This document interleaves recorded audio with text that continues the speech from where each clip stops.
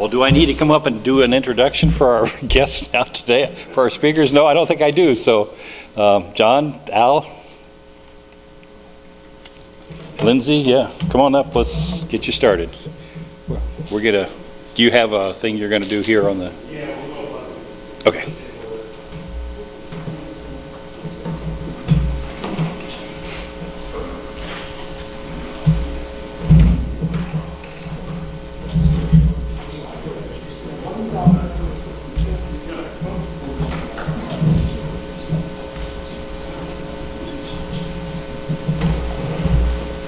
You got a microphone or something, or we just want to talk to it on that too?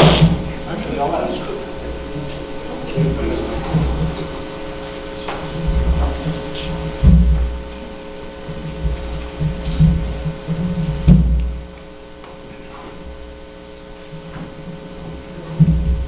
Well, while he's grabbing some mic, I suppose we can do a quick introduction, just who we are, the ward we represent. Mayor John Cole, obviously the whole city, voted at large, voted in 2022, and my term will be up here next year in 2026. I'm good at news. I don't project very well. Is it on? I'll double check it. Hello?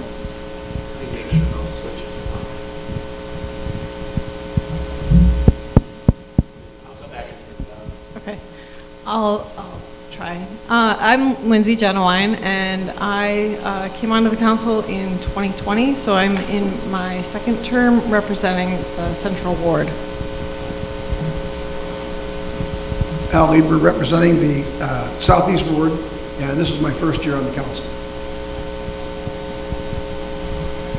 So the reason we're here today is just to give you guys an update on what's gone on in the city for the past year or so. We did this last year. I thought it was well attended, and we had a lot of good feedback on this. So we'll give you a few updates, and then from there we'll open it for questions. One of the things that we as a council have really been focused on over the last year, and to matter that the last few years, is our housing and housing infrastructure. It's been a major focus of ours. We had a housing study conducted, and it shockingly showed that we need more houses. So in working on that, we've worked well with the developers, the council, and also our VCDC to help promote housing in our community. We currently have the Jack Powell edition. Now, Jack Powell is obviously named after our former mayor, Jack Powell, and that is up in the northwest section of town where the new law enforcement center is as well. There is a large park slated for that area. There's a few multi-housing, so apartments slated for there, and then also single-family homes. Within that, we currently have a couple of developers looking at that site. One is looking at trying to build a multifamily. They're working through trying to get some financing right now, so if that happens, they can look forward to having that. And we have another one that's looking at some senior living housing, and that's a tax credit project, and it would be basically like slab-on-grade townhomes, kind of things like that. The key factor is in all this that they're looking at is obviously the financing. Right now, financing is tough, so a private developer that's doing that, like the senior living housing, is going to the State Housing Authority Board and trying to get these tax credits to get approved for that, and they're able to build those homes. And then very similar with the other multifamily housing, they're just trying to make sure that they can get a lender to support. Obviously, with the financial situations and interest rates the way they are, it's not as easy to get it, but we're working with that. So that's a lot of the stuff we've been focused on the council. We've also been focusing on infrastructure in town, namely our wastewater treatment plant. That's coming along. Actually, as a matter of fact, our city manager just informed us they opened up some bids yesterday, and it looks like we're going to be probably right on budget with that, which is a good thing. And then we also have our water treatment plant. So two things, and I may mention it, basically if you think of everything in the bathroom, right? Your toilet and your sink is what we're looking at improving. so water treatment and wastewater. So those are a couple of the big things that we have coming up. And then lastly, our law enforcement center. Our law enforcement center is hopefully going to be up and running here soon. The sheriff tells us they're projecting right around D-Days. So we'll have a great grand opening, ribbon cutting, used well probably, but no. Anyway, so that's a great project. If you guys haven't driven over by that, I encourage you to go drive by there and see all the progress. It's a beautiful, beautiful building. I can't wait till we move into that building. And not only is it going to be our city police department, but also our 911 communication dispatch is going to be in there. Our Clay County Emergency Management, and also the Clay County Sheriff's Department and jail. So everything will be in there. So I'll let Lindsey or Al talk from here if they want to note anything, or if we just want to go into Q&A. It's up to you guys. I guess another important thing for the community is some of the Parks and Rec things that have changes that have been happening or improvements, including there's the new overlook on the Cotton Park Trail on the east side, which just opened a couple weeks ago. Go check it out. And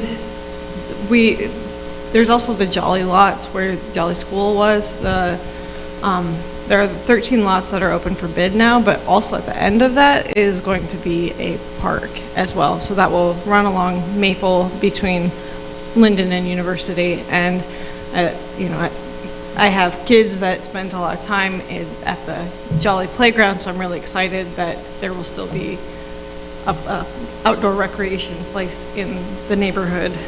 I don't know, I think you covered a lot of the other things. There are a lot of things going on in the city right now, so it's exciting. Well, being new in the council, a lot of the projects were started before I got on, but I do want to give a shout out to John Prescott for all the work he's done and keeping it easy for us to understand what's happening in the city, so that when it comes time for us to make a decision, we have all the information. The only other thing I want to say is that when I came on the council, there was some talk that the council wasn't very receptive, it wasn't open, people didn't know what was going on. And when I found out that's not necessarily true, because twice we've had large crowds expressing their interest. The one I wanted to focus on was, at one time there was a plan to get rid of J.C. Park down below the bluff, and the room was filled with people from that area asking that we keep that park. And after listing that, we changed our mind and decided to keep that park, and then are going to start making improvements to it. So the council does listen to the citizens, and so if you do have a concern, I would suggest you do feel free to come to the council and express those opinions. We appreciate that. Yeah, and just to go on that note as well, one of the other things that we've looked at, we talk about Parks and Rec. We really appreciate our parks, but also our events that go inside our parks. And we had the opportunity. I'm going to say that we had the opportunity to help out our Shakespeare Festival, and that was obviously due to funding being cut there. So Shakespeare Festival did everything they could to raise the funds outside before coming to the city, and then we were able to help out them as well to keep that Shakespeare Festival going on that. So, which from my understanding was a record-breaking crowd. Is that correct, Mr. Huckabee?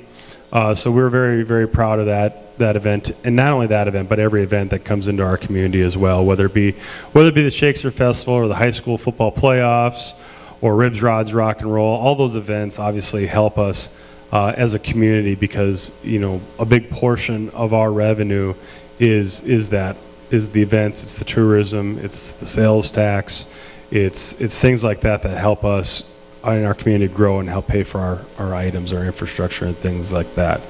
One other thing I do want to quick mention that I failed, and Representative Cassidy isn't here, but him and I have worked, and I talked a lot about this when I first came on, our sales tax revenue with contractors and major projects, and we made some headway.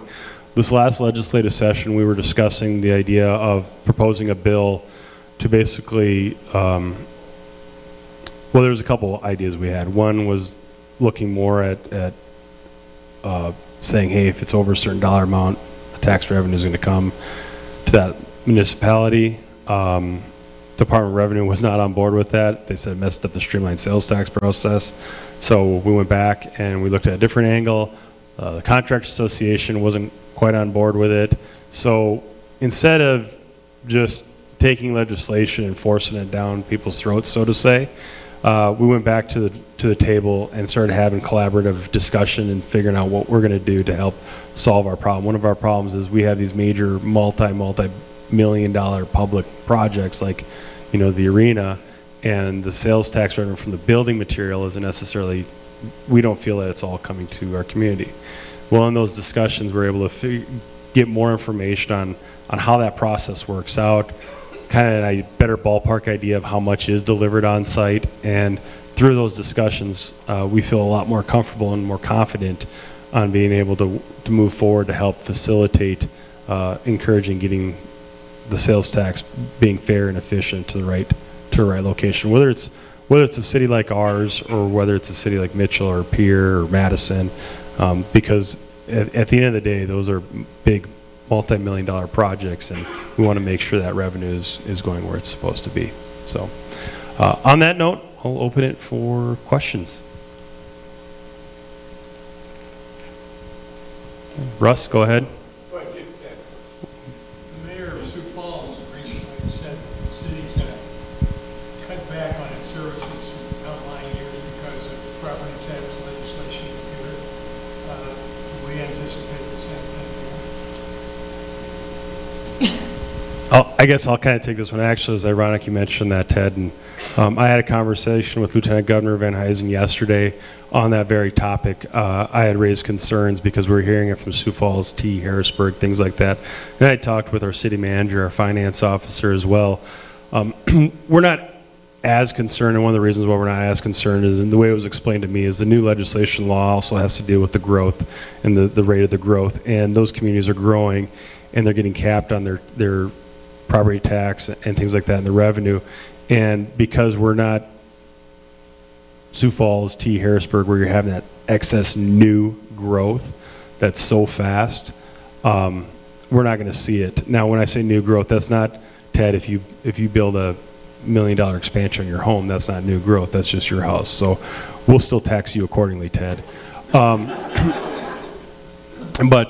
no, so the good news is for us is services, you know, we don't see those kind of aggressive cuts, right? It is our responsibility, and we're going into budget session here pretty soon. It is, however, our responsibility to make sure that we're falling within budget, making sure that we're not overspending, because one of the things that we do have an issue with is inflation. Things are rising in cost. We have to pay our staff more, which, quite frankly, they deserve it. But we also have to look at our future outlook on funding things. You know, a bulldozer costs far more now than it did before. We just talked on Monday about how much fire trucks are now, and apparently to put the wet stuff on the hot stuff is not cheap. So we have to make sure that we're budgeting for that accordingly as well. So in reference to your question, Ted, are we looking at slashing things, major programs? No, but we do have to be financially responsible, and I expect us to be that every year. So anything on that, you guys? Russ? Hey, John, in addition to the housing that's coming in, has there been any talk of motels or hotels or residents so people have places to stay when they come into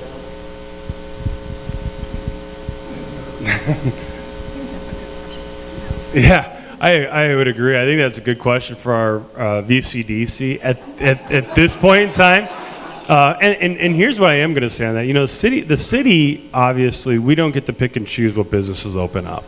We don't get to pick and choose what gets built for private businesses. We can help facilitate that. We can help with, if there's a building project that needs to be done, we can help certainly things like we talk about TIFs and stuff like that. Now, the one thing I can tell you that our hurdle with hotels and motels, and I hope we do. I hope we can find somebody that would be willing to build that. Our occupancy rating.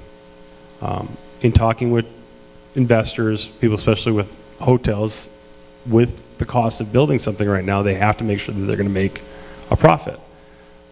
So things like the Shakespeare Festival, USD making the football playoffs, Special Olympic Summer Games, things like that where people come in and fill our hotel rooms, raises that occupancy rating, which then helps push for more hotels.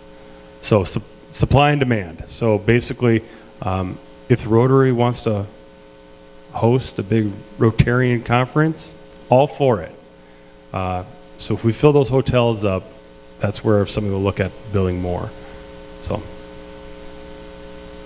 any other questions? Not going to let us off easy, are you? Don, go ahead. So what's the situation with federal funding? It's like a lot of cuts going on. Discouraging them or anticipating them? What's your expectation? In reference to which part of federal funding? Well, I don't know how much federal money do we have in the budget? I mean, we sometimes make use of grants and things like that, but I would say most of our, correct me if I'm wrong, John, but most of our funding is local. So we don't depend heavily on federal funding, but it can impact us when we are looking at things that I'm trying to think of, like maybe like the East or the Clark Street thing, that in the future, things like that where we made use of grants or loans from the government. If they take that away from us, or if they change the terms of that, that could affect how we then fund those projects. And it might mean that it takes us longer to get to them, or it might mean shifting priorities. So it can impact us, but not greatly at this time. Yeah, the biggest one I can think of right now is we have a $5 million EDA grant that's through the federal government for our wastewater treatment plant. So $5 million out of our projected $23 million is a good chunk out of that. From the conversations I've had with Representative Johnson, Representative Rounds, or sorry, Senator Rounds, it's already in process. This was awarded a couple years ago, I think it is, and we've already been kind of checking off the boxes on the regulations that have been in place. And as of right now, and like I said, we just got the bids on the build yesterday, so we don't foresee that happening with that. The other one we had, and we just got kind of, I should say, released from, was the grant for the bike path. With all the troubles we've had with flooding, the federal government actually kind of released our responsibilities on completing that bike path, just because they recognize that the fight with the river is not gonna end well with the bike path. So we're looking at other avenues on that. One of the things, and we just talked about our community improvement plan, is putting that bike path and start heading east along Burbank. Now the downside about that is, and I shouldn't say downside, but the hurdle we're gonna have to overcome is having discussion with the railway, and having conversations with them is definitely can be a hurdle. So thanks for that question. Any other? Kevin? Yeah, just to kind of follow up on that federal thing, this is a school board question. I don't believe it's a school board. We do have a former superintendent of a school district in the room somewhere. The Department of Ed just pulled $28 million from state funding last week. It'll have an impact on our schools. It'll be a huge impact on all the schools in South Dakota and across the nation. They've pulled a lot of the funding, particularly since the grants were already awarded and the money was dedicated. And so you've probably hired people, you've got curriculum ready to go, and then it gets pulled away. So it's going to put a big strain on schools throughout the whole country, seriously. I would agree that that's a school board. Fortunately, the city we don't have anything on the school board. Deb? I have a follow-up question to Sure. that then. So if things are now in motion, how do we pick up the slack? Like, Well- will I get this is not you, the city, deciding this, but, I mean, you work closely with the county. Does it mean, what does it mean for taxes and, like, how do you make up the difference? Well, I don't know I haven't paid much attention to Vermillion's school district's funding sources anymore. I did when I was principal, but not so much anymore. But every district is different. Some have some cash reserves, others don't have cash reserves. Some may decide that they may have to, since they've signed a contract with people, they may have to keep those people on for 1 year, but then let them know at the end of the year, unless funding changes, they'll be gone. So there'll be some shifting around of funding, I think, to maintain for a while. After that, we're also relied on, as you know, the schools, the levies are set by the state. So individually, each school district can't do that unless they opt out, which Vermillion has for, I believe, 800,000. They could, when that 5-year time frame is up, they could come back in and ask for a higher opt-out, which would then raise the taxes. But other than that, they can't raise their taxes. So. And I do want to pick up something that Al mentioned, the opt-out. And I don't know how closely people follow with the county, and obviously the last couple of years, this year they didn't do an opt-out, but they did discuss the potential of having an opt-out for 2026. We've been keeping an eye on that. That's, again, it's not something that the city deals with or anything like that. But we do have a partnership with the county in reference to the law enforcement building, and talking with John Prescott, the county attorney, and county chair. There may be some ways the city can actually help out on the law enforcement, our portion of the law enforcement center payment, to help facilitate that they can put in the general budget to help maybe potentially lower that. That's in discussion right now with them, and hopefully that'll help, because the lower the opt-out, if they have to do an opt-out, obviously the better it is for us, so that doesn't reflect on our property taxes. We all know property tax is a big issue right now. It's an issue that obviously the state legislature is looking at. It's an issue that like Ted had mentioned, other communities like Sioux Falls, T, and Harrisburg are feeling the strain because of the new legislation on that. And that's another reason why I think growth is important for our community as well, to help us grow that tax base. Ross. Do you anticipate funds coming into Vermillion for the use of our jails, using as committed instead of going out? Well, I think that's a great question for the county or the sheriff. But from the discussion I've had with them, if they have the ability and the space, I think their intent, from my understanding, and again, I would strongly say lean on them for the response, but I think that's their intent, is if they have space that they can rent that space out, kind of like what we're doing now with other facilities.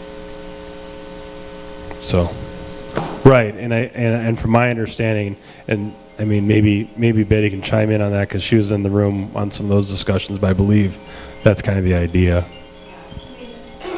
There's a shortage of county jail beds across the state at this point because they're so expensive to finance. And Turner County doesn't want to do that. And they're going to rely on us for their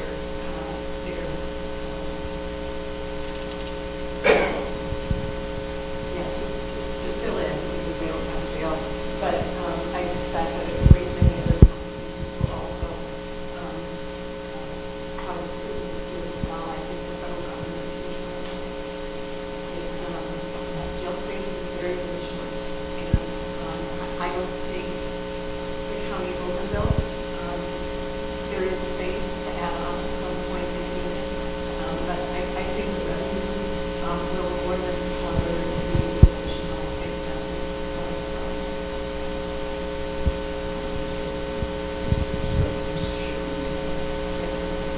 Well, the going rate right now is $100 a night. I think it's up to about 130 now, if I remember right. Yeah, that's Yeah. probably Minnehaha. You're always higher than everywhere else. Yeah, but it's way up there, and it goes up every year because every year cells become, they sort of fall off, as jails. So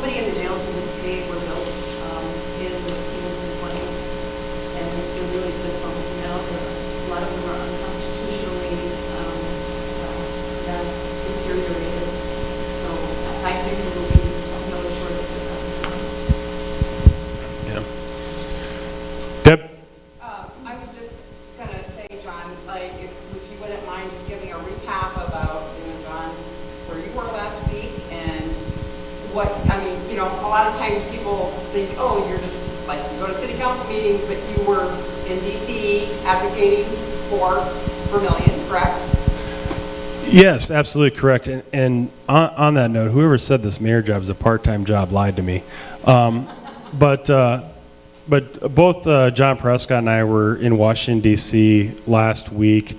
We were representing both Missouri River Energy is where we get our power from for the city. And also I sit on a Policymakers Council for American Public Power. That's a national organization. Actually, our former Jack Powell actually sat on that as well. I mean, what we do is we advocate for, you know, clean, efficient energy. We do discussion with delegates on, you know, what can help the infrastructure for energy, keeping it, you know, affordable, making sure that that things are getting built. We're not putting too much strain on the power grid and all that, just so that we have lights on, right? So that was some of the stuff that we had. And then also while there, I have connections with, because of my prior position with the Fraternal Order of Police, National President Pat Yost had asked if I'd be available to attend, and I was able to attend the Halt Fentanyl Act being put into place. And obviously that's an act to help, it was vast bipartisan bill to help with the fentanyl addiction crisis that we have and we even see in our community. And you know, I know people in our own community that have been impacted by that. So it was a very cool experience to see that as well put into place. So, but we're there primarily for public power. That was a bonus trip on that part, just because right place, right time. But we had good meetings with Senator Thune, Senator Rounds, and Representative Johnson in discussion with that, and a lot of positive things coming to help keep our power infrastructure where it's at. And on that note, you know, municipal power, our city electric rates, we as a council had a discussion. We're still one of the most affordable ones in comparison of communities in our state, which is great. The unfortunate part is we did have to take a rate increase, but it's been the first rate increase we've had in 8 years. And that rate increase was anywhere from a 2.5 to a 5, depending on where you're at. Larger commercial businesses obviously have a little bit more than your small residential homes, things like that. So that fluctuated accordingly. But because we're being very responsible on our municipal power, that's why we're able to keep our rates down so much more affordable. Thank you on that. Mark? Just in connection with the city, you know, and USD and the county, how well would you describe your working relationship with the county and the city, and the city and USD? Okay. I was handed the microphone here. Okay, so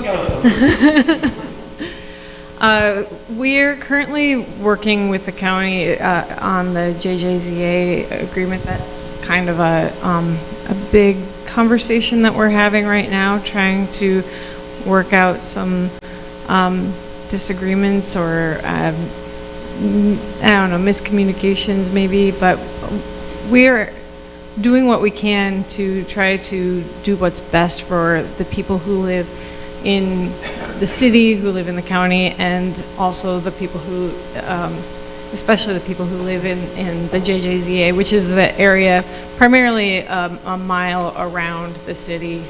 That's the joint jurisdictional zoning area. So that is a big thing that planning and zoning commissions are particularly focused on right now, and then we are continuing to work on it as bodies. USD, we work with them quite a lot, especially around, you know, parking or different things that relate to our shared spaces. There's the pool. We just contributed money to the natatorium,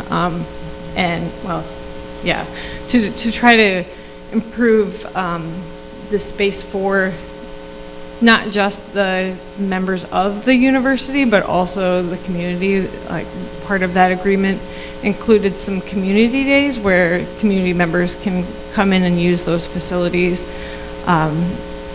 free. You know, so those are advertised days. They're not like just random.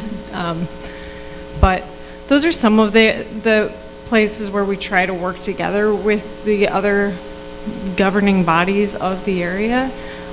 It's not always perfect, but everyone wants what's best for you know, whoever's involved, and we're all trying to represent our own people.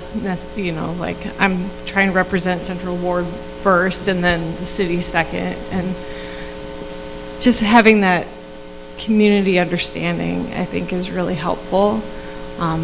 Yeah.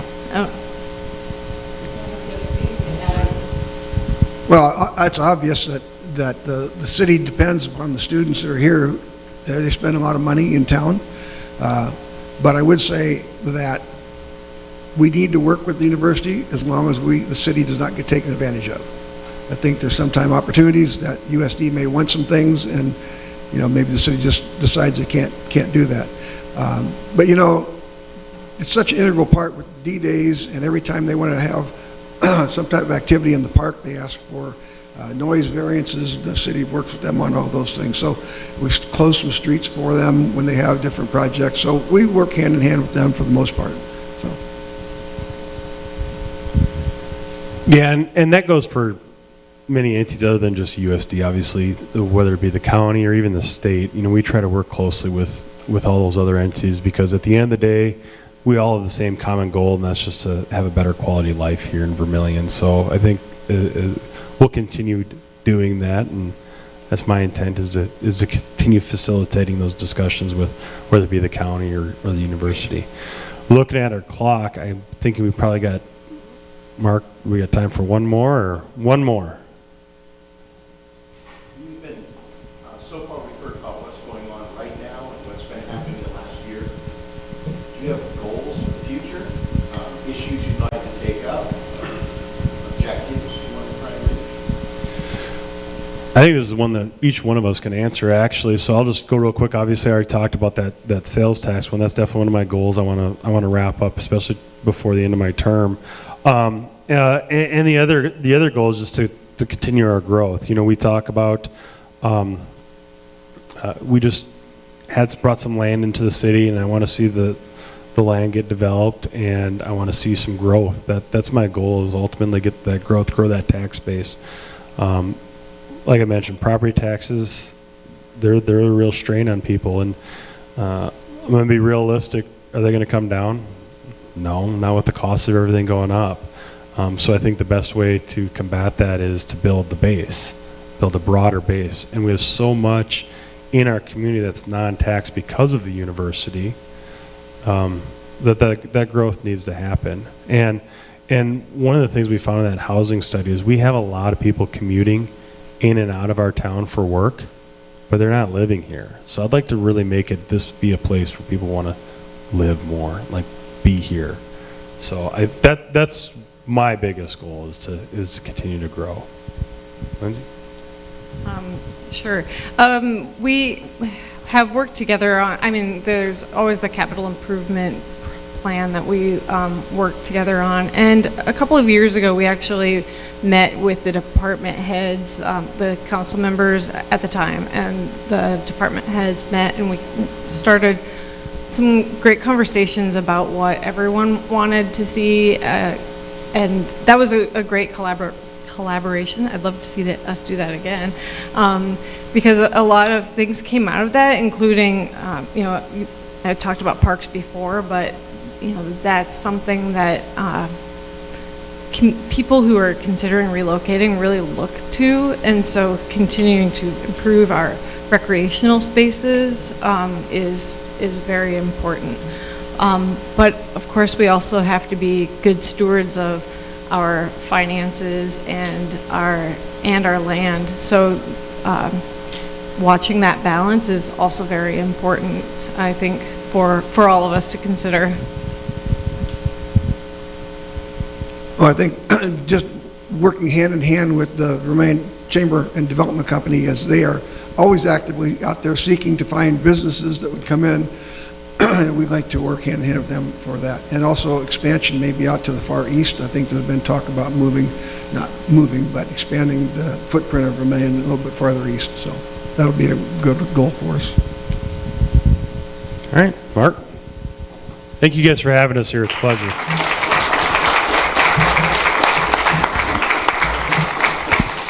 Thank you, Lindsey, John, Al. Appreciate your insights.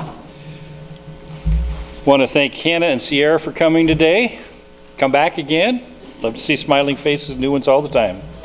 Just a reminder, if you haven't had an opportunity to sign up for the Bouncy House Patrol, Kevin's got it. Don't make us twist arms. Remember, volunteers from all of your life, everywhere, you know, spouses, kids, whatever. We can use them all. A lot of people are on vacation that week, so it's going to, we need everybody who's going to be here to pick up the slack. So we'll go ahead and sing, or Song Master. Oh, 20, yeah.